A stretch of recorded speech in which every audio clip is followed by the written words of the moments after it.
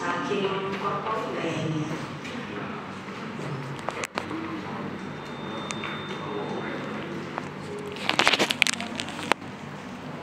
Bentar nih. Oh ya.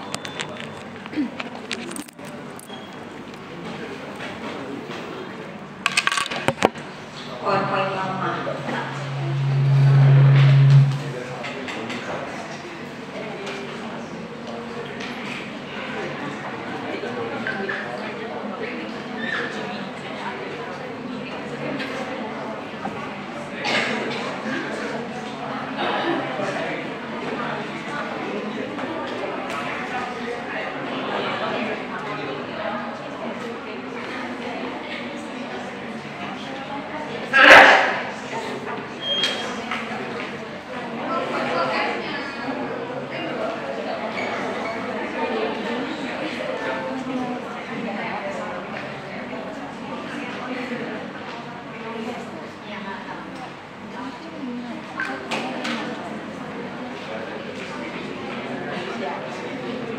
Ada tambahan dari yang lama, jadi biar kalian nggak salah ya.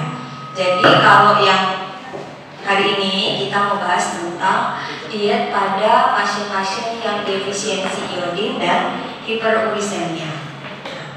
Nanti saya bagi yang ini iodin defisiensi dulu, terus kemudian baru selanjutnya nanti yang hiperurisemia. Baik. Jadi definisinya atau apa sih defisiensi iodin?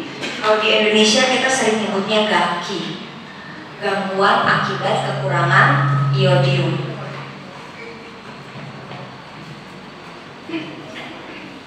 Gangguan akibat kekurangan iodium.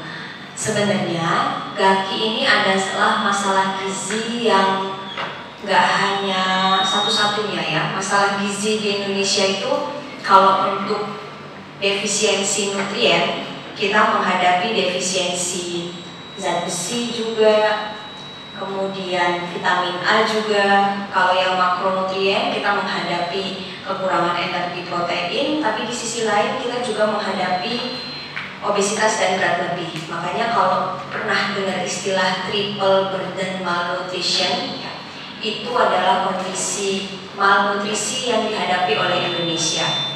Triple burden itu meliputi kekurangan energi protein atau gizi kurang atau gizi buruk, kemudian berat lebih, kita sering menyebutnya obesitas gitu. Tetapi di sisi lain juga kita menemukan defisiensi mikronutrien. Nah, mikronutrien itu salah satunya adalah iodin ini. Tapi nggak hanya iodin, tadi ada defisiensi zat besi, kita juga ketemu kasus defisiensi vitamin A, kemudian ya ini sih yang program pemerintah ini ya, besi, vitamin A, asam folat, itu kan makanya ada suplementasi pada ibu hamil, pada usia tertentu, ya target tertentu gitu ya. Nah, kita kembali lagi ke iodin. Jadi kalau di dunia merupakan masalah yang ada pada 118 negara dan setidaknya 1,572 million people ya. Jadi ini angka yang besar. Orang-orang menghadapi defisiensi dari iodin ini. Kemudian efeknya yang kita juga harus memperhatikan. Iodin ini diperlukan dalam pembentukan otak. Jadi jika seseorang ini mengalami defisiensi iodin secara terus-menerus, gitu ya, dia bisa mengalami kerusakan pada otaknya, bahkan retardasi mental yang sifatnya irreversibel.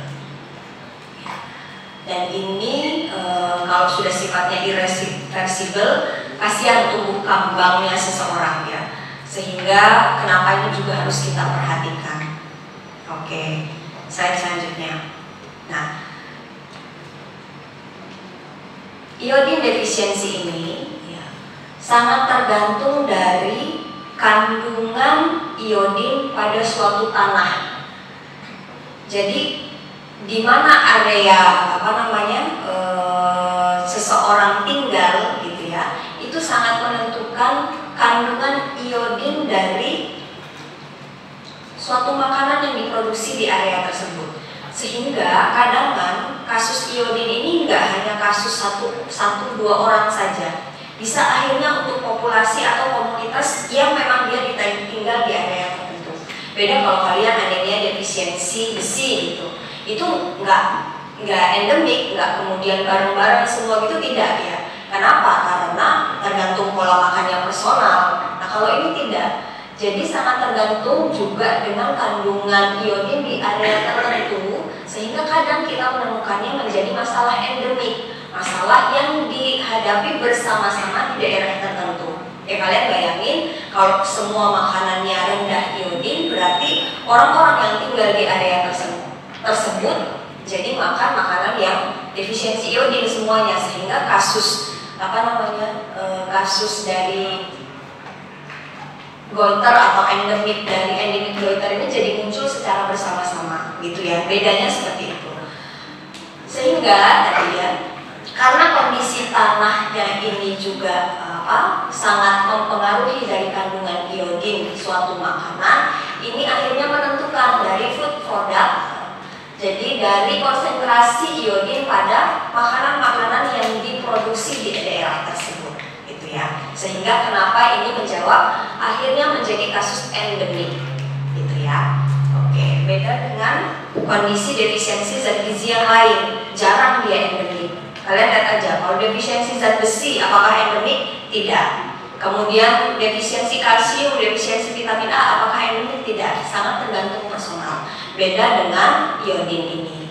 Nah, apa peran iodin? Iodin ini merupakan elemen yang penting dalam pembuatan hormon tiroid, yaitu T4, tiroksin, dan triodotironin atau T3. Jadi dia bahan dasarnya ya. Nah, kemudian juga punya fungsi lain. Fungsi lainnya yaitu untuk membantu sintesis protein, kemudian untuk retensi nitrogen, kemudian untuk glikogenolisis, kemudian absorpsi dari glukosa dan galaktosa serta lipolisis. Masih ada yang ingat apa itu glikogenolisis? Pemecahan dari glikogen ya menjadi glukosa. Paling banyak disimpan di mana glikogen ini?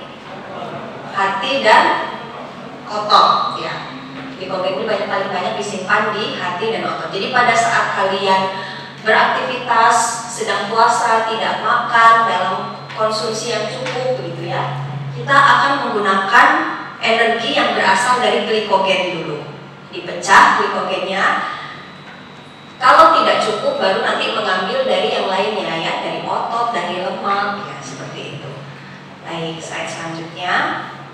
Nah ini metabolismenya, nanti boleh dipelajari sendiri. Yang jelas dari yang diabsorpsi pada saat kita makan, kemudian melewati proses pencernaan begitu, iodid ini atau iod ini akan terjebak atau terikat ya, teroksidasi di kelenjar tiroid dan mengikat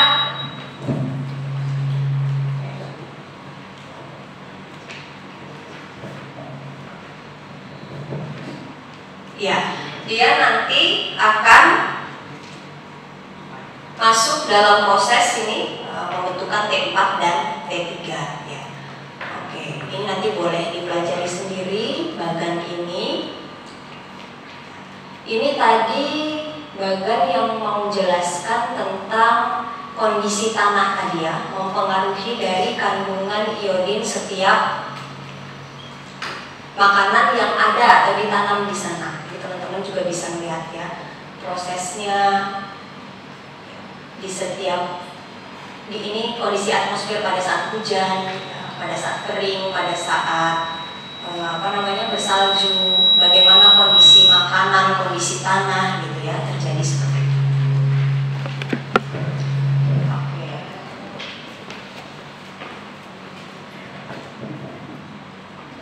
Baik, selanjutnya tentang metabolisme. Jadi di dalam tubuh orang yang sehat ada sekitar 15-20 mg iodin, yang dimana 70-80%-nya ini ada di kelenjar tiroid. Jadi hampir kebanyakan dia ada di kelenjar tiroid. Kemudian kapan seseorang itu disebut sebagai defisiensi? Disebut sebagai defisiensi kalau dia mengkonsumsi makanan yang mengandung iodinnya kurang dari 50 mikrogram per harinya. Sebenarnya butuhnya sedikit ya teman-teman, cuma karena kita tidak begitu memperhatikan makanan yang kita makan, apalagi misalnya makanan itu atau daerah tersebut daerah endemik, akhirnya defisiensi iodin ini masih ada, dan di Indonesia sampai sekarang masih ada ya. Apalagi kalian kalau melihat saudara-saudara kita yang di daerah pegunungan yang bebatuan ya, yang kan ada pegunungan yang dia sifatnya tumbuh subur tanaman, tapi ada juga yang dia hanya batu-batuan saja. Nah itu masih banyak saudara-saudara kita yang mengalami kondisi endemic goiter ini. Nah kita lanjutkan. Jadi tadi kalau seseorang ini mengalami defisiensi iodin dalam jangka yang lama dan sangat berat, lama-kelamaan seseorang ini bisa defisiensi dari hormon tiroid dan justru akhirnya menyebabkan hipotiroidisme. Ya, oke, ini bisa dipelajari sendiri. Nah ini slide mau menjelaskan tentang tanah atau area mana yang dia itu defisiensi atau sangat sedikit kandungan besi, kandungan iodinnya. Itu daerah pegunungan, contohnya di sini disebut Himalaya, Alpen, Andes, kemudian daerah-daerah yang kena banjir, gitu ya. Kemudian yang kena erosi, itu ternyata kandungan iodinnya sangat rendah. Tidak seperti besi, kalsium atau vitamin, iodin ini nggak punya makanan spesifik. Jadi kalau kita mau bilang saya kekurangan iodin, saya makan apa gitu ya. Kalau teman-teman kekurangan zat besi, bisa menyebutkan saya harus makan makanan yang kaya hem dan besi non hem, terutama besi hem gitu ya. Tapi kalau orang defisiensi iodin, kita nggak bisa cari jenis makanannya. Bahkan kadang garam pun ada yang tidak beriodium ya. Garam saja ada yang tidak beriodium. Makanya teman-teman kalau melihat garam yang katanya beriodium, harus dilihat dulu labelnya, benarkah dia mengandung iodium atau tidak. Karena tadi tidak seperti zat gizi yang lain. Vitamin A, teman-teman bisa nyari makanan yang kayak vitamin A. Vitamin C, kita bisa nyari makanan yang kayak vitamin C. Tapi kalau iodin tidak. Bahkan garam saja kita harus melihat labelnya dulu. Daerah laut pun, daerah pinggiran laut pun, di tepi laut maksud saya ya, di daerah pantai juga kita ketemu orang-orang yang mengalami endemic goiter gitu ya. Karena tadi sangat tergantung dari makanan yang dia makan di sekitar sana, bagaimana kondisi tanahnya. Oke, baik. Jadi ini pernyataannya, bahkan tinggal di pinggir, ya, tinggal di daerah laut saja, ya, tidak menjamin seseorang itu bisa mengalami atau bebas dari kondisi defisiensi iodin. Ya. Padahal kita tahu kalau laut, ya dapatnya garam. Tapi apakah garamnya mengandung iodin? Belum tentu. Bisa jadi lautnya tadi mengalami kondisi-kondisi yang tadi ya, seperti kondisi yang dialami dari pegunungan Alpen, pegunungan Himalaya yang kondisi dari sumber alamnya memang tidak mendukung.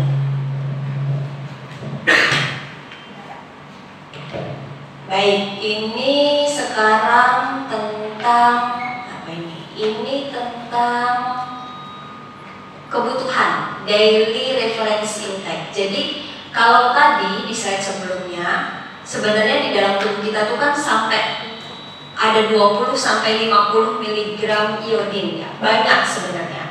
Nah, kita itu perhariannya cukup memenuhi sedikit saja. Ternyata dibagi menjadi kelompok umur ya. Kalau pada bayi atau usia 0 sampai 6 bulan ini sekitar 110 mikrogram. Kemudian kalau 7 sampai 12 bulan 130 mikrogram. Kemudian kalau pada anak-anak 1 sampai 8 tahun paling sedikit mereka butuhnya ya 90 mikrogram. Kalau pada laki-laki di rentang laki-laki ataupun perempuan pada usia subur tapi bukan kondisi khusus ya, itu di rentang 120 sampai 150 mikrogram.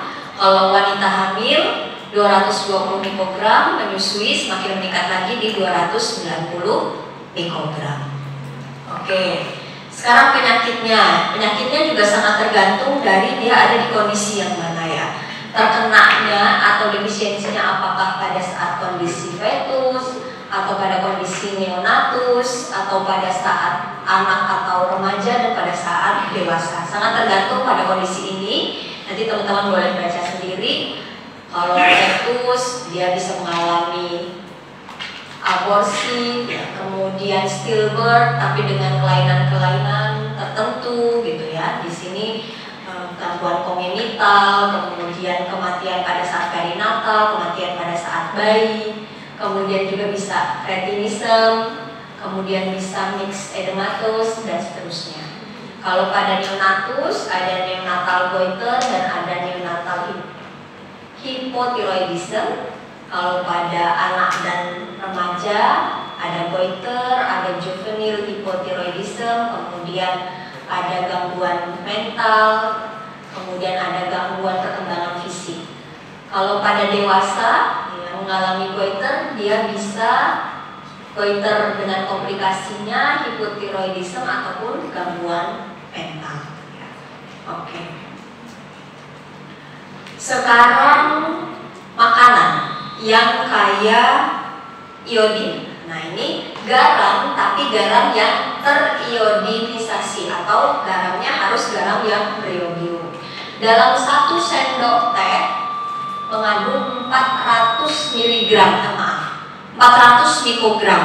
Ya, kita tadi butuhnya di kisaran 120 sampai 150 mikrogram tadi ya pada wanita ataupun pria usia subur. Jadi teman-teman makan dalam bumbu dari 1 hari makanan yang dimakan, cukup makan 1 sendok teh asal garamnya beriodium itu sudah mencukupi, sudah dapat 400 mikrogram gitu ya. Kemudian di sini ada haddock, kemudian ada roti dengan proses yang standar, ada apa ini? Keju, ada shrimp, ada egg, kemudian yang cheese jenis cheddar dan kemudian ada ground beef. Paling tinggi tadi adalah garam yang beriodium. Baik, selanjutnya adalah hubungan antara iodin, intake iodin dengan kondisi defisiensi iodin.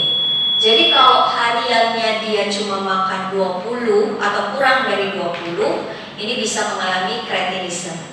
Kalau perhariannya hanya 20 sampai 50 mikrogram, dia bisa mengalami goiter.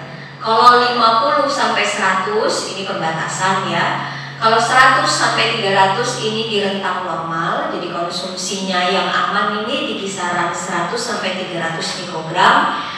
Kalau di atas 300 ini lebih dari normal ya. Oke, selanjutnya ya, ini tentang iodin.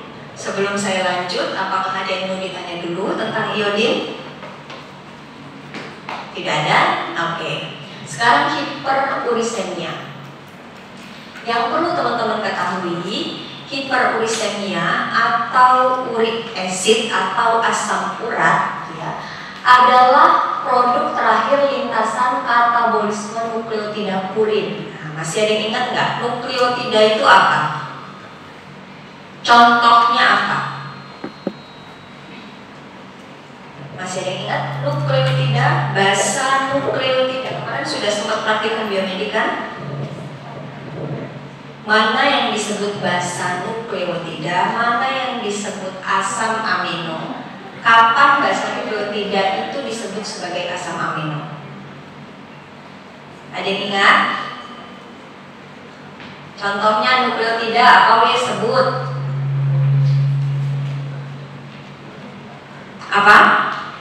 Guanin, adenin. Itu yang basa purin ya. Kalau yang pirimidin, adenin, guanin. Berarti lautnya timin dan sitosin. Jadi dulu waktu pas teman-teman belajar IPA kan masih ingat ya, ada 3 basa nukleotida akan membentuk asam amino. AAC, AAT, ada dulu skemanya. Masih ingat nggak? ATT akan membentuk asam amino apa gitu ya. Nah teman-teman bisa bayangkan, berarti setiap kita makan yang kandungannya adalah protein, apalagi proteinnya adalah protein purin yang ada guanin sama adenosinnya, pasti dia akan meningkatkan asam urat. Hanya saja ya, tubuh kita ini punya mekanisme untuk mengeluarkan asam urat tersebut. Kalau dalam kondisi normal, ada enzim urikase yang bisa mengubah asam urat tadi menjadi alantoin yang sifatnya apa alantoin ini? Kira-kira sifatnya fat soluble apa water soluble? Biar bisa dibuang. Water soluble. Jadi alantoin itu sifatnya water soluble sehingga dia bisa dibuang ke kidney, ke ginjal. Nah, berbeda pada orang yang mungkin bisa jadi enzim urikasenya tidak normal ataupun tidak optimal kerjanya, akhirnya asam urat yang menumpuk tetapi tidak bisa dirubah menjadi alantoin. Akhirnya diabsorpsi kembali, reabsorpsi kembali oleh ginjal, masuk ke peredaran darah, tinggilah kadar asam uratnya. Gitu ya. Jadi setiap kita makan makanan yang kandungannya protein, otomatis bisa meningkatkan asam urat, pasti ya. Wong kita makan hari-hari protein kok ya. Ataupun tubuh kita sendiri juga isinya DNA, protein, asam amino kan isinya seperti itu. Nah, kemudian tadi enzim urikase ini akan mengkonversi asam urat menjadi alantoin. Nah, ini kalau pada ini maksudnya kalau pada yang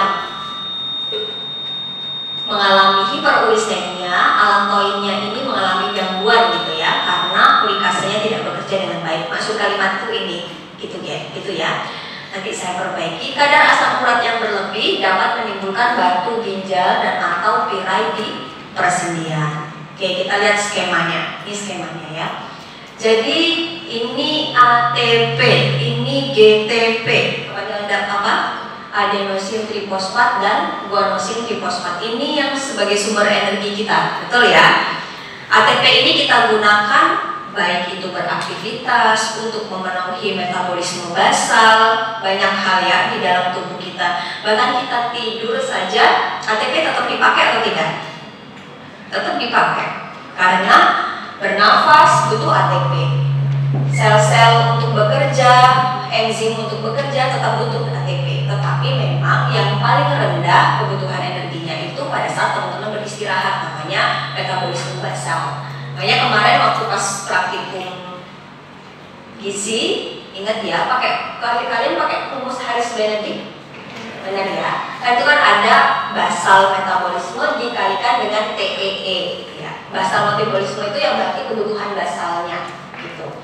Nah, kemudian kita lihat di sini ATP kemudian diubah di sini kalau yang tadi purin ya menjadi adenin menjadi adenosin ya. Kalau yang ATP, padahal semua energi kita ini dari ATP ya. ATP. Kemudian selanjutnya GTP menjadi guanin ya. Jadi adenin ini akan diubah. Adenin ini akan diubah ya menjadi, kalau teman-teman lihat di sini ya, di sini nanti akan menjadi santin ya. Kalau yang adenin ini ya menjadi santin, sama juga guanosin menjadi guanin dan menjadi santin begitu. Santin ini akan dirubah menjadi uric acid. oleh urikase akan berubah menjadi 5-HIU tadi, dan dengan 5-HIU hidrolase akan menjadi allantoin yang sifatnya highly water soluble dan akhirnya diekskresi oleh ginjal gitu ya. Ini metabolisme dari terbentuknya asam urat. Baik, dari basa apa? Nukleotida apa? Purin, adenin dan guanin. Oke. Ya. Kok ke sini?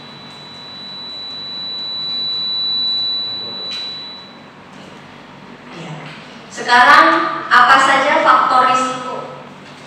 Faktor risiko seseorang bisa mengalami hiperurisemia, di antaranya gaya hidup, kondisi ada sakit atau tidak seseorang, misalnya punya darah tinggi atau diabetes atau hiperkolesterolemia, biasanya ini berkaitan dengan asam urat. Apakah sedang minum minuman obat-obatan seperti diuretik dan aspirin? Apakah memang punya riwayat di keluarganya? Dan ternyata usia serta jenis kelamin itu juga mempengaruhi risiko. Faktanya secara epidemiologi pria ini lebih beresiko mengalami hiperurisemia ya. Meskipun kalau wanita sudah masuk menopause, risikonya nanti jadi sama-sama dengan laki-laki juga, beresiko juga ya. Oke, sekarang berapa kadar asam urat normal menurut WHO? Kalau menurut WHO pada laki-laki 3,4 sampai 7,0, pada perempuan di 2,4 sampai 6,0, pada kelompok anak-anak 2,0 sampai 5,5. Sekarang makanan-makanan yang kaya purin. Kita kadang tahunya makanan yang kaya purin itu hanya produk hewani, tidak ya.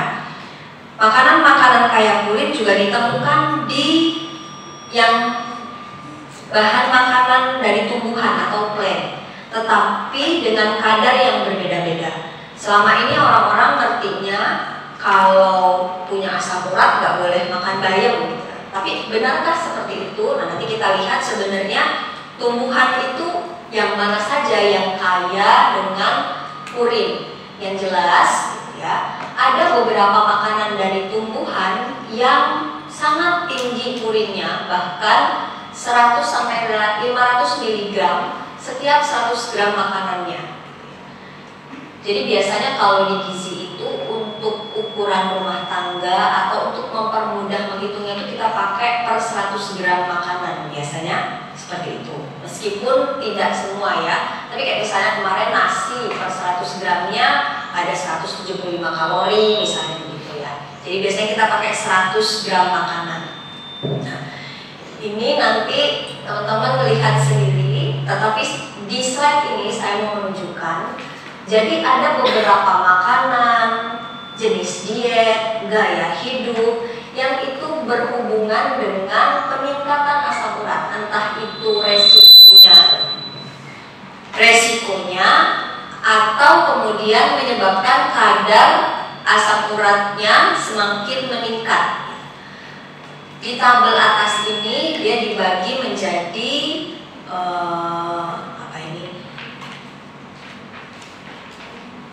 pada serumnya ya, asam urat pada serumnya meningkat atau tidak. Ini risiko dari insidensi gout, ini risiko terjadinya flare gout, flare-nya ya. Flare itu gangguan, kalau kondisinya kegawatannya dari gout seperti itu tuh flare.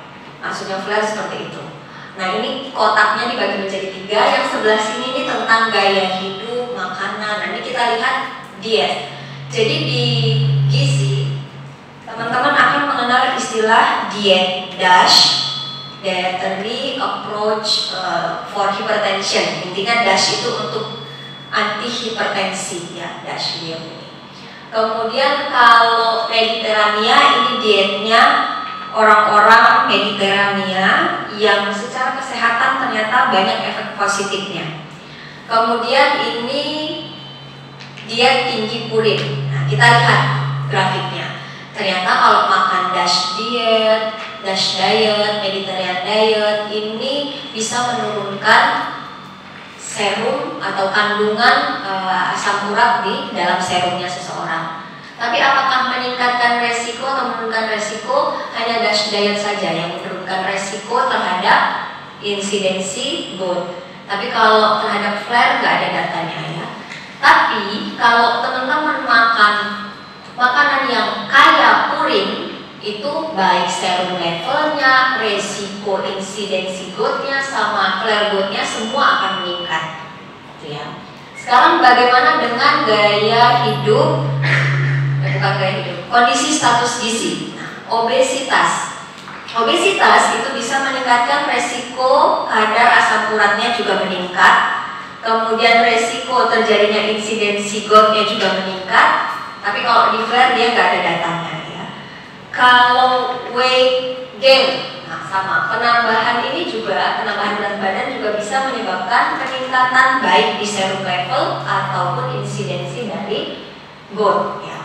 Kemudian kalau teman-teman lagi weight loss, kalau lagi program weight loss, ini menurunkan kadar asam urat, menurunkan resiko GOUT-nya, dan juga menurunkan resiko flare-nya ya.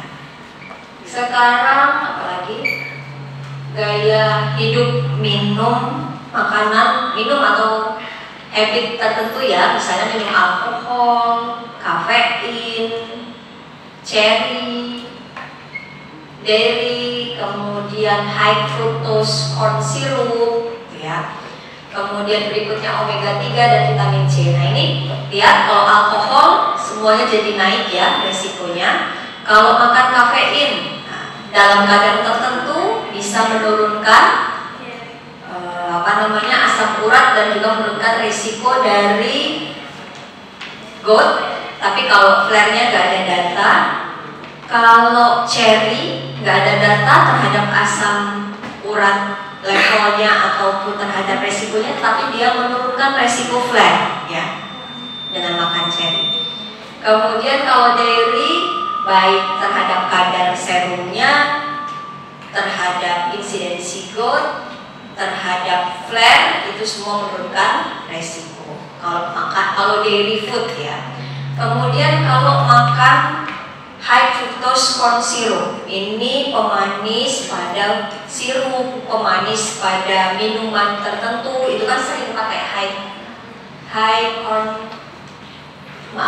fructose corn syrup. Nah ini bisa meningkatkan level pada serumnya, level asam urat pada serumnya, dan juga meningkatkan resiko GOUT. Kemudian kalau omega 3 nggak ada data ya, vitamin C juga nggak begitu banyak datanya. Oke. Nah ini sekarang bahan makanan nabati atau plant food tadi yang sumber purin. Teman-teman lihat sininya, very high, moderate, low, dan very low. Lihat yang paling tinggi, shiitake. Shiitake itu apa? Ada yang tahu nggak? Jamur ya. Jadi bukan bayam, shiitake. Jadi diedukasi keluarga, teman, atau pasien nanti dia menghindari bayam. Misalnya dia punya hiperoresepsia, dia menghindari bayam tapi suka makan jamur-jamuran. Ternyata nggak turun-turun seperti itu. Nah, makanya perlu kita edukasi dengan benar. Kemudian nori ini apa ini? Rumput laut ya. Nah, rumput laut itu juga tinggi.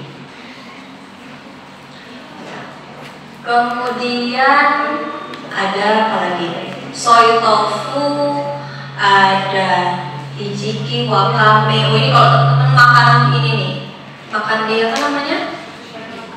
Sushi teh, jadi sebut merek. Pokoknya makan sushi itu kan banyak ya, wakame, apa segala macam. Nah itu diperhatikan ya, nggak boleh sering-sering, untuk refreshing aja. Selain naikin asam urat, juga naikkan apa?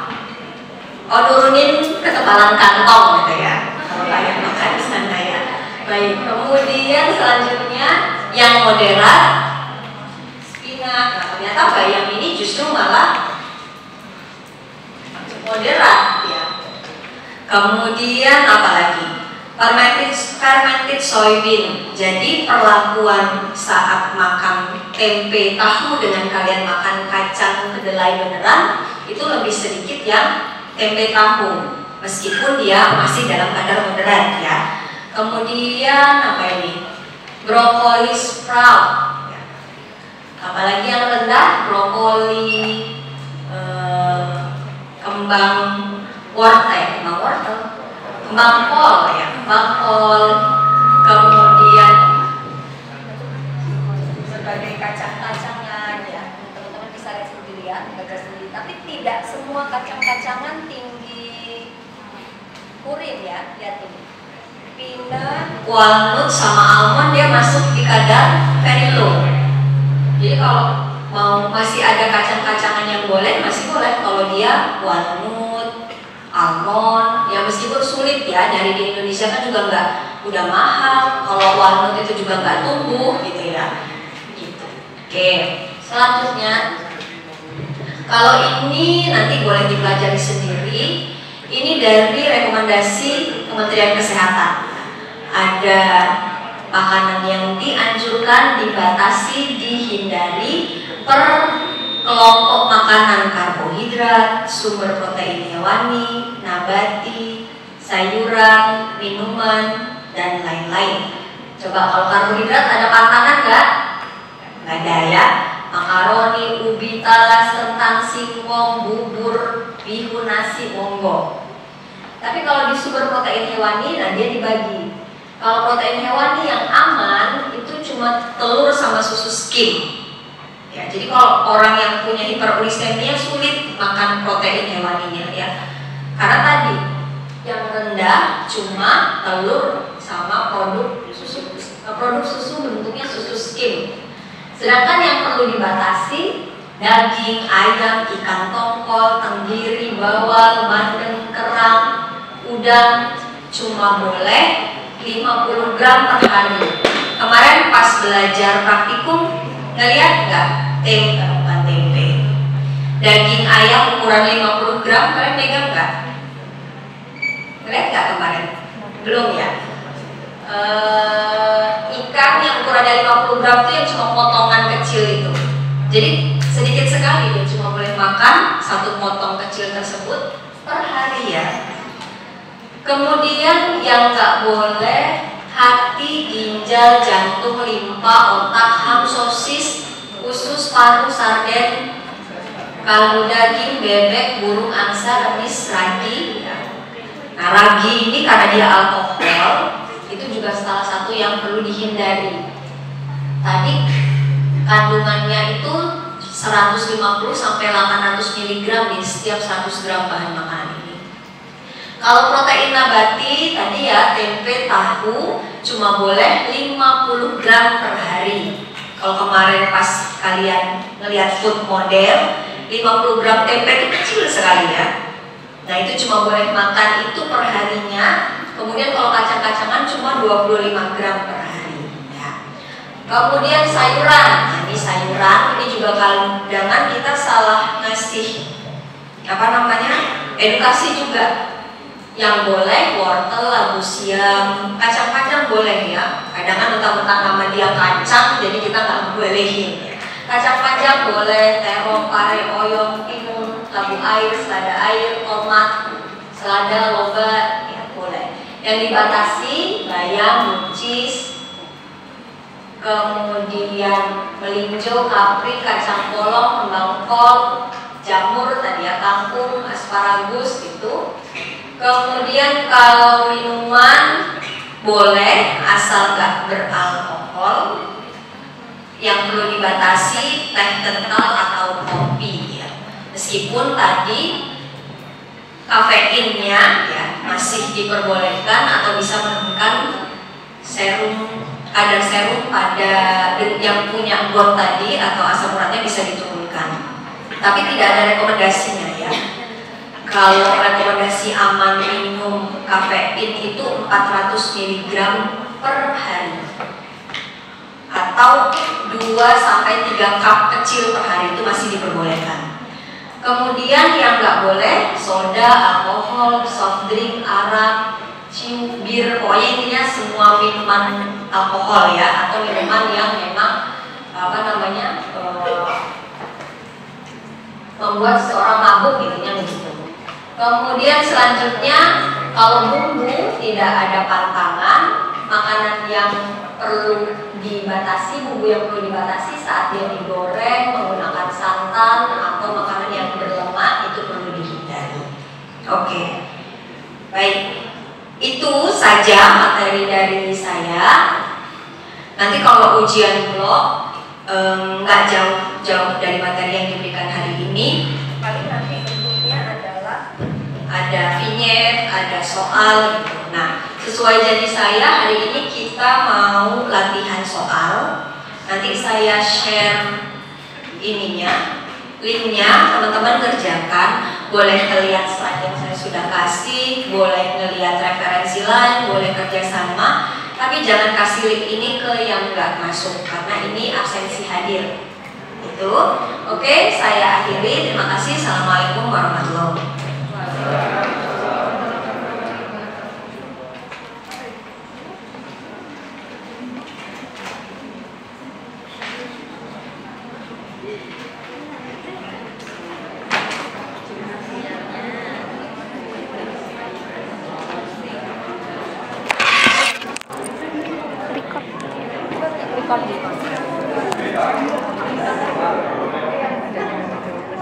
Full.